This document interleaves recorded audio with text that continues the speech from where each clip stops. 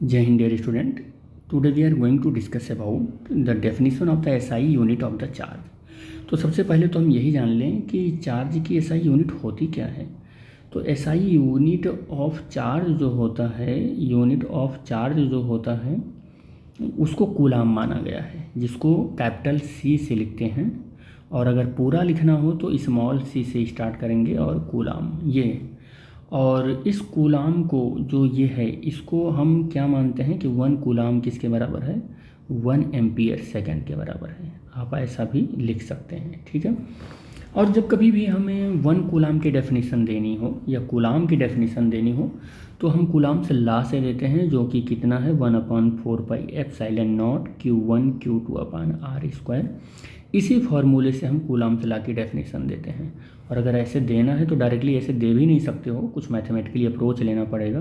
तो इफ़ हम मान लेते हैं कि Q1 और Q2 जो है वो 1 कूलाम है, 1 कूलाम है, और आर की दोनों कूलाम चार्ज ये आर इक्वल टू 1 मीटर के डिस्टेंस पर रखे हुए हैं। तो ये कितना फोर्स लगा रहे हैं देखते हैं ज़रा कि 9 × 10⁹ इस पूरे की वैल्यू कितनी होती है, 9 × 10⁹ newton metre square upon coulomb square. तो ये newton metre square upon coulomb square हो जाएगा, और Q1 और Q2 की वैल्यू 1 है, तो ये कूलाम स्क्वायर हो गया। क्या हो गया, ये कूलाम स्क्वायर हो गया। और आर स्क्वायर की वैल्यू 1 मीटर है, तो 1 मीटर स्क्वायर हो गया। जो कैंसिल हो रहा है कैंसिल करो, फिर मैं इसकी डेफिनेशन आपको बताता हूँ, ठीक है। ये तो F is equal to we will get 9 × 10⁹ newton मिल गया हमको। तो यहाँ से डेफिनेशन क्या बनी, 1 coulomb is the charge which placed at the distance of 1 meter from an equal and similar charges in vacuum or air will repel it with force 9 × 10⁹ ये कहना चाह रहा है कि अगर दो सिमिलर चार्जेस को, जो दोनों को हमने एक एक कूलाम माना था, कि एक कूलाम को हम 1 मीटर की डिस्टेंस पर रख दें, 1 मीटर की डिस्टेंस पर रख दें, तो ये दोनों चार्ज एक दूसरे के ऊपर जो फोर्स लगाते हैं, अगर वो फोर्स की अमाउंट 10⁹ न्यूटन है, तो फिर हम ये बोलेंगे कि ये क्या हो रहा है कि 1 कूलाम का चार्ज है। कितना का है, 1 कूलाम का चार्ज है, ठीक है। तो 1 coulomb is that number of charge या that charge, 1 coulomb is that charge which placed at a distance of 1 metre, कि दो चार्जेज को 1 मीटर पर रखो और वो दोनों इक्वल एंड सिमिलर चार्जेज हों, इक्वल और सिमिलर चार्जेज हों, और वैक्यूम या एयर में रखो, तो वो अगर वो 9 × 10⁹ न्यूटन के फोर्स एक दूसरे पर लगा रहे हैं, तो that amount of charge is called 1 coulomb. इसी को 1 कूलाम बोलेंगे। या आप ऐसे बोल दो कि अगर दो चार्जेज एक दूसरे के ऊपर इतना न्यूटन का फोर्स लगाते हैं और 1 मीटर पर होते हैं, तो that amount of charge is 1 coulomb. उस चार्ज का अमाउंट 1 कूलाम होगा। हम जरा ये भी देख लें कि 1 कूलाम में कितने नंबर ऑफ चार्ज होते हैं, नंबर ऑफ इलेक्ट्रॉन होते हैं। तो Q is equal to NE से 1 कूलाम में हमको देखना है कितने नंबर ऑफ इलेक्ट्रॉन होते हैं। तो E की वैल्यू तो ये होती है, और 1 कूलाम में हमको देखना है, तो N इज इक्वल टू 1/1.6 × 10⁻19 होता है। तो N is equal to 6.25 × 10⁻18 electron होते हैं। 1 कूलाम में इतने इलेक्ट्रॉन होते हैं। तो हम ऐसा भी तो बोल सकते हैं कि 1 coulomb is that amount of charge the electron और फ्लो इन 1 सेकेंड, इतना electron flow in 1 second. 1 coulomb एक ऐसा चार्ज है कि इतने इलेक्ट्रॉन 1 सेकेंड में फ्लो हो जाएं, इसको भी तो हम 1 कूलाम बोलेंगे। तो 1 कूलाम एक ऐसा चार्ज है that produce the removal of, जो क्या प्रोड्यूस करता है कि 6.25 × 10⁻18 electron from the neutral body. किसी न्यूट्रल बॉडी से अगर इतना इलेक्ट्रॉन प्रोड्यूस हो जाए तो हम उससे 1 कूलाम ऑफ चार्ज बोलेंगे। क्या बोलेंगे उसको, 1 कूलाम ऑफ चार्ज बोलेंगे। तो कूलाम यूनिट जो है ना वो बहुत बड़ी यूनिट है। कूलाम यूनिट जो है किसी चार्ज का, तो चार्ज की जो ये यूनिट है कूलाम, ये काफ़ी बड़ी है। हम ऐसा कह सकते हैं कि क्वाइट अ बिग यूनिट, बहुत बड़ी यूनिट है। तो हम एक प्रैक्टिकल यूनिट या प्रैक्टिस के लिए जो यूनिट हम लोग अप्रोच करते हैं ज़्यादातर, तो हम प्रैक्टिस यूनिट जो होता है वो माइक्रो कूलाम लेते हैं। क्या लेते हैं, माइक्रो कूलाम लेते हैं। इसे शार्ट में म्यू और C लिखते हैं। और 1 माइक्रो कूलाम आपको बता दें 10⁻⁻6 कूलाम होता है, ये भी याद रखें, ठीक है। और अगर इसकी हम कूलाम की ड्राइव्ड यूनिट लें तो I इज इक्वल टू क्या होता है, Q/T होता है, और Q is equal to IT होता है। तो यहाँ से हम एम्पियर और सेकंड भी लिख सकते हैं, एम्पियर सेकंड भी लिख सकते हैं। आई होप आपको समझ में आ गया होगा। और अगर डायमेंशनल फार्मूला इसका लिखें, डायमेंशनल फार्मूला अगर इसका लिखें तो डायमेंशनल फार्मूला इसका क्या हो जाएगा, m0 L0 और m0 L0 T⁻1 और A⁻1, ये हो जाएगा इसका। और शार्ट में आप लिखो तो LT भी लिख सकते हो, सॉरी T और A ऐसा भी लिख सकते हो, ठीक है, आप ऐसा भी लिख सकते हो। बहुत सारी बुक वाले इसको AT लिखते हैं, तो ज़रूरी नहीं है कि आगे पीछे हो गया तो डिफरेंट होगी क्वांटिटी, कोई फ़र्क इससे पड़ता नहीं है। तो 1 कूलम को अगेन हम लोग फिर से आइडेंटिफाई कर सकते हैं।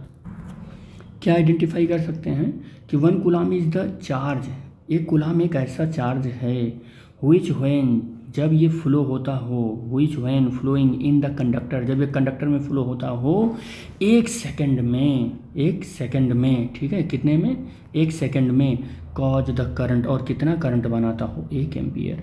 आप ऐसे याद रखो कि 1 सेकंड में, 1 सेकंड में अगर किसी कंडक्टर से 1 एम्पियर की करंट फ्लो हो गई तो हम ये बोलेंगे कि कंडक्टर के एक एंड से दूसरे एंड के बीच में Q is equal to 1 coulomb का चार्ज फ्लो हो गया। समझ गए होंगे आई होप कि 1 सेकंड में अगर 1 एम्पियर का करंट इस कंडक्टर से फ्लो हो रहा है तो इस कंडक्टर के किसी भी 2 एंड के बीच में 1 कूलम का चार्ज फ्लो हो गया यहाँ से। कूलम की और भी यूनिट हैं, और CGS यूनिट की अगर मैं बात करूँ तो एक और यूनिट है, और वो CGS में जैसे मैं कहूँ कि इलेक्ट्रोस्टैटिक यूनिट है, और वो इलेक्ट्रोस्टैटिक यूनिट को हम यूनिट ऑफ चार्ज को हम लोग ESU कहते हैं, ESU ऑफ चार्ज बोलते हैं उसको, ठीक है।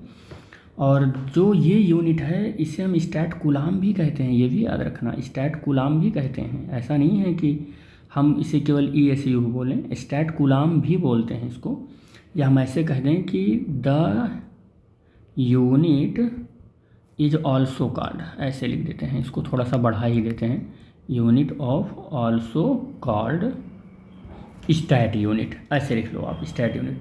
और 1 कूलम इक्वल टू क्या होता है, 1 कूलम इक्वल टू होता क्या है, 1 और कैपिटल C होगा ये, तो ये 1 स्टैट कूलम 10⁹ स्टैट कूलम होता है, ये स्टैट कूलम होता है, ठीक है, इतना होता है। तो फर्स्ट तो हमने स्टैट कूलम बता दिया। सेकंड क्या होता है CGS में, सेकंड क्या होता है, तो इलेक्ट्रोमैग्नेटिक यूनिट होती है, क्या होती है, इलेक्ट्रोमैग्नेटिक यूनिट ऑफ चार्ज होता है, यूनिट ऑफ चार्ज होता है, इलेक्ट्रोमैग्नेटिक यूनिट ऑफ चार्ज। इसको कैसे लिखेंगे शॉर्ट में, तो EMU लिखेंगे, इसे देखो, इलेक्ट्रोस्टैट यूनिट को ESU, इलेक्ट्रोमैग्नेटिक यूनिट को EMU वो लिखते हैं, क्या लिखते हैं, EMU ऑफ चार्ज लिखते हैं, ठीक है, ये लिखेंगे। और 1 EMU ऑफ चार्ज होता क्या है, ये होता क्या है, तो होता है 10 कूलम के बराबर। किसके बराबर होता है, 10 कूलम के बराबर। और ये होता है 3 × 10⁻10 स्टैट कूलम के बराबर होता है, स्टैट कूलम के बराबर होता है, ये भी याद रखना, ठीक है। और अगर आपको बहुत ही ज़्यादा कह सकते हैं कि अगर इरिटेटिंग लग रहा हो ये सब, तो आप केवल कूलम ही याद रखो, कहीं कहीं आपको न्यूमेरिकल में या कभी कभी ज़रूरत पड़ेगा इन सब चीज़ों का, तो इसीलिए हमने बता दिया, और अदरवाइज़ कूलम से ही मोस्ट ऑफ द प्लेसेस पर आपका काम चल जाएगा।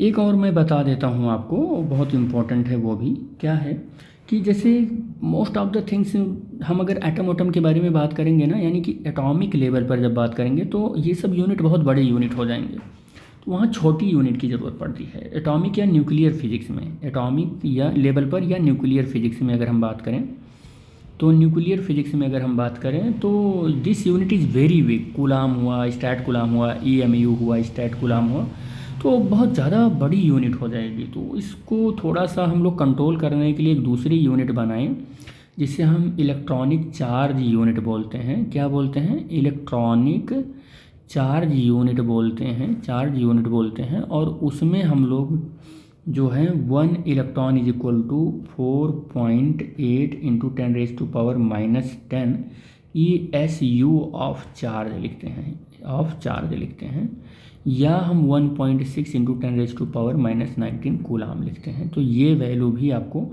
याद रखना होगा। और ये किस में याद रखना होगा हमने बता दिया, जब कभी भी एटॉमिक लेवल पर हम डील करेंगे, न्यूक्लियर फिजिक्स में डील करेंगे, तो वहीं पर इसकी ज़रूरत पड़ेगी। बस इस लेक्चर में हम लोग यहीं तक बात करेंगे।